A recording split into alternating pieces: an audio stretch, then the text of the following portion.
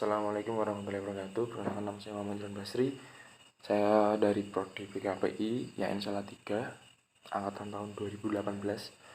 Saya sekarang semester 6. Nah, di sini saya akan menjelaskan tentang psikologi sufi sebagai dalam psikologi transpersonal. Nah, di sini ya kawan-kawan, sebenarnya sudah dibahas di dalam semester 4 atau semester 3 tentang psikologi sufi. Nah, di sini akan mengulas tentang psikologi sufi menggunakan sebagai psikologi transpersonal. Nah, sebelumnya gini, di zaman sekarang, zaman modern itu banyak sekali perbincangan mengenai psikologi sufi tidak pernah surut di telan masa. Nah, di dalam dunia modern ini banyak sekali yang sudah pro kontra antara agama dan toleransi dan duniawi seperti itu, dan tidak banyak juga orang-orang yang melalaikan agama. Nah, di situ di zaman modern yang serba rasional dan sekuler yang ditopang oleh perkembangan teknologi dan informasi canggih, tidak dapat yang kita sebut sebagai psikologi sufi. Oleh karena itu, saya itu akan membahas tentang psikologi sufi dalam psikologi transpersonal. Nah, silakan dengarkan. Oke, yang pertama yaitu konsep psikologi sufi. Psikologi sufi itu saya ambil dari seorang ilmuwan, itu namanya yaitu Robin.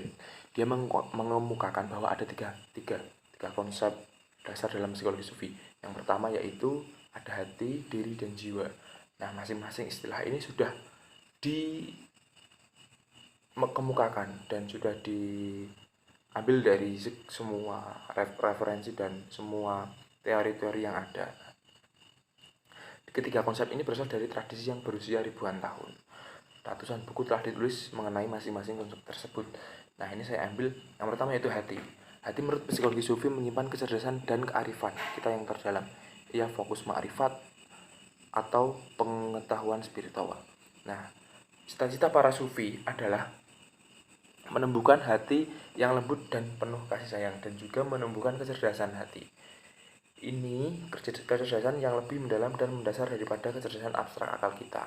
Nah, jadi dalam hati ini kita menggunakan perasaan, lebih ke bagaimana perasaan kita merasakan apa yang terjadi saat ini, apa yang terjadi nanti, dan dari perasaan itu kita dapat ke pikiran dan memikirkan apa yang terjadi nanti, dan kita dapat mengolah lebih baik apa yang akan terjadi nantinya, dan kita dapat mengambil keputusan dengan baik, seperti itu.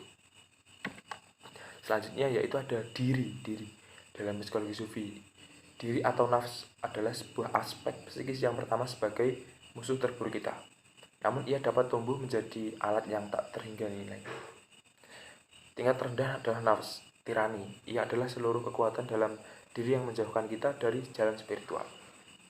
Kekuatan-kekuatan ini mengakibatkan rasa sakit dan penderitaan dahsyat dan mendorong kita untuk menyakiti orang-orang. Jiwa yang menyuruh kita kepada kejahatan sebagai nafs tirani. Karena kecenderungan yang negatif, ia dapat mendomisili kehidupan kita layaknya seorang tiran yang memiliki kekuasaan absolut. Nah, di sini nafs tirani ini dapat kebanyakan lebih membuat diri kita berbuat yang negatif, seperti itu. Menurut psikologi sufi, nafs tirani adalah akar dari distorsi pemikiran dan pemahaman, serta sumber budaya yang terbesar bagi diri kita sendiri maupun orang lain. Yang selanjutnya yaitu jiwa. Jiwa itu dalam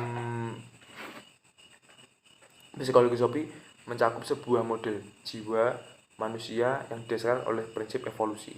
Jiwa memiliki 7 aspek atau dimensi. Yang pertama, mineral, nabati, hewani, pribadi, insani, dan jiwa rahasia serta maha rahasia. Masing-masing kita memiliki 7 tingkat kesadaran.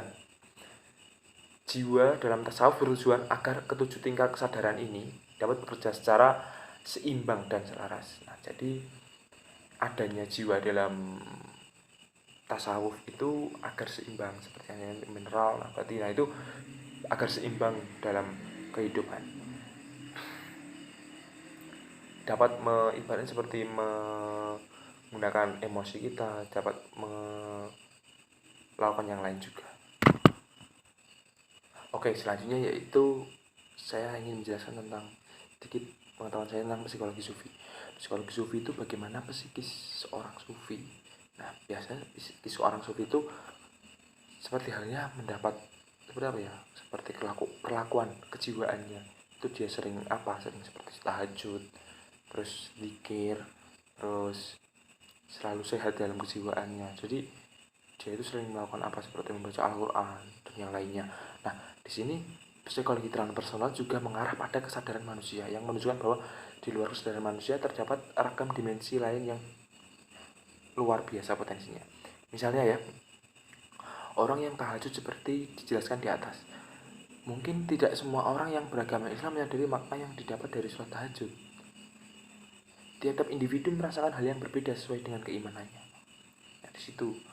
Jadi seorang yang tahajud itu tidak seperti Anda hanya melihat tahajud cuma seperti sholat biasa. Nah, tapi Anda tidak merasakannya seperti itu. Dalam kondisi meyakini kebesaran Allah tersebut, seseorang yang masuk ke dalam dunia psikologi transpersonal berada dalam kondisi sadar, bukan dalam kondisi berkhayal. Ia merasakan keindahan yang dirasakannya secara pribadi tersebut secara sadar dan dapat mengingatnya dengan jelas. Nah, selanjutnya yaitu konsep psikologi transpersonal sangat berkaitan dengan kegiatan-kegiatan spiritual agama Islam. Konsep ini berkaitan dengan kegiatan-kegiatan spiritual agama Islam. Konsep ini memberikan perubahan-perubahan baru dalam dunia psikoterapi. Apa kita sebagai umat Islam hanya menganggap hal tersebut biasa-biasa saja? Biasa tidak.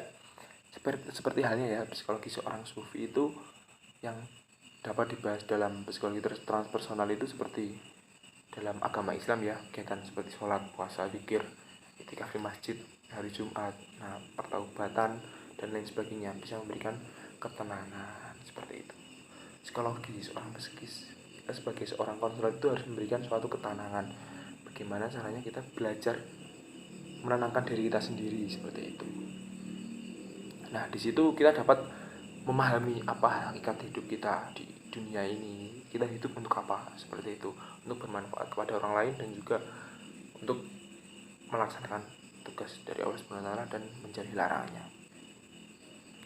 Lalu kesimpulan dari psikologi sufi ya. Dari atas saya simpulkan, Robert mengemukakan bahwa ada 3 tadi: hati, diri, dan jiwa. Oke, jadi hubungan psikologi sufi dan psikologi transpersonal antara hati, diri, dan jiwa, bahwa tingkatan hati, diri, dan jiwa berada sesuai titik keterpisahannya dengan Tuhan dan dominasi dari dorongan-dorongan kepribadian untuk bersatu dengan Tuhan. Nah, perbedaan ini mungkin menggambarkan terjenih dari nafs tirani dan nafs yang suci. Hati yang memiliki kepribadian, dada tingkat terluar hati kemungkinan terjangkiti sifat-sifat buruk nafs tirani. Namun, dada dapat dipenuhi cahaya dan menjadi kawan dalam melawan sifat-sifat buruk nafs. 6 aspek pertama: jiwa, mineral, nabati, hewani, pribadi, insani, dan rahasia adalah bagian dari jiwa. Seperti itu. Mungkin itu saja dari saya. Kurang lebihnya mohon maaf. Terima kasih. Wassalamualaikum warahmatullahi wabarakatuh.